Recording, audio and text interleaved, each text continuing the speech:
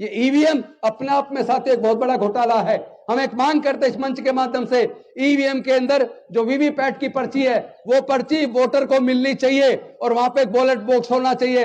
वो पर्ची अपनी लेकर अपने बैलेट बैग्स में डाले और बाद में ईवीएम की गिनती के बाद उन पर्चियों की भी गिनती कराई जाए ताकि सच दूध का दूध और पानी का पानी हो सके। क्योंकि ये जो सरकारें सत्ता में है ये अपनी काबिलियत से नहीं है। हम जानते हैं यहां धोखा होता है, यहां पे ब्यूरोक्रेट्स का इस्तेमाल होता है।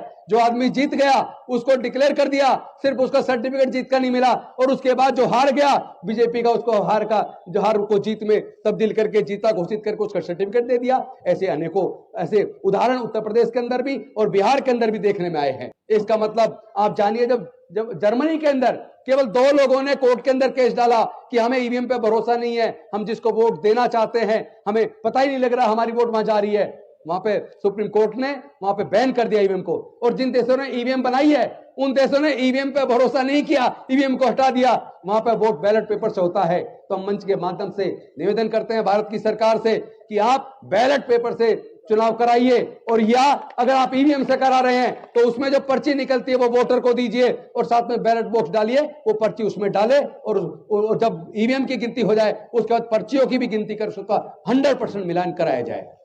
साथ ही साथ देश के जितने प्राकृतिक संसाधन है, जल जंगल जमीन, कोई अपनी मां के पेट से लेकर पैदा नहीं हुआ, उसमें हमारे लोगों को हिस्सेदारी भागीदारी चाहिए। देश के तमाम प्राइवेट सेक्टर में हमें रिजर्वेशन चाहिए। क्यों चाहिए? लोग कहते हैं प्राइवेट सेक्टर में रिजर्वेशन नहीं हो सकता। क्यों नहीं हो सकता? आपको याद होगा माननीय सुप्रीम कोर्ट का जजमेंट आया था अब से कुछ साल पहले।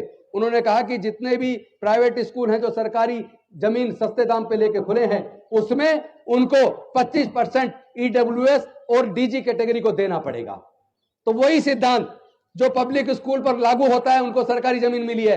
तो मैं कहना चाहता हूं जितने बड़े उद्योगपति हैं उनको भी सरकार से सस्ते दाम पे जमीनें मिली हैं। जनता का पैसा जो बैंक में है वहां से लोन लेकर सरकार से जमीन लेकर उन्होंने अपने उद्योग खड़े किए हैं। तो इसका मतलब उनका उद्योग केवल उनके दम पे नहीं है, उसमें सरकार की मदद है, जनता का पैसा है। इसलिए देश के लोगों को उनकी संख्या के हिसाब से उनको रिजर्वेशन उसमें मिलना चाहिए। और इसके साथ साथ देश में जो बंजर भूमि है उसको सरकार खेती योग्य भूमि बनाकर हमारे जिनके पास खेती की जमीन नहीं है वो किसी भी जाति धर्म को उनके अंदर समान रूप से उसको वितरित किया जाए। मैं कहना चाहता हूं जो सरकारी संस्थान सरकारों ने बेच दिए उनके बेचने से हमारे लोगों की जो नौकरियों के रास्ते बंद हो गए।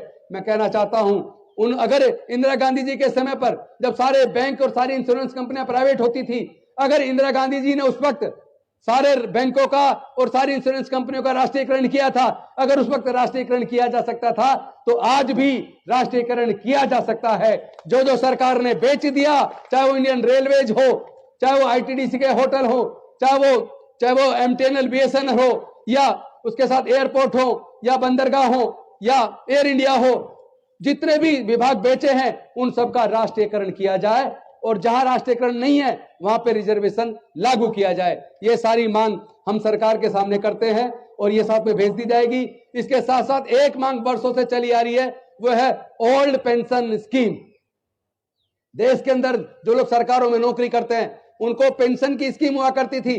सरकारों ने साजिश के तहत न्यू पेंशन स्कीम लाके पुरानी पेंशन स्कीम को बंद कर दिया और नई पेंशन स्कीम एक धोखा है। हमारे पूरे देश के अंदर दोबारा से ओल्ड पेंशन स्कीम को लागू किया जाए। पूरे देश के जितने भी कर्मचारी हैं पूरे देश में जाके इसकी मांग कर रहे हैं, धरने प्रदर्शन कर रहे हैं। सरकार गूंगी बहरी बन के बैठ गई है, उनको आंखें खोलनी चाहिए।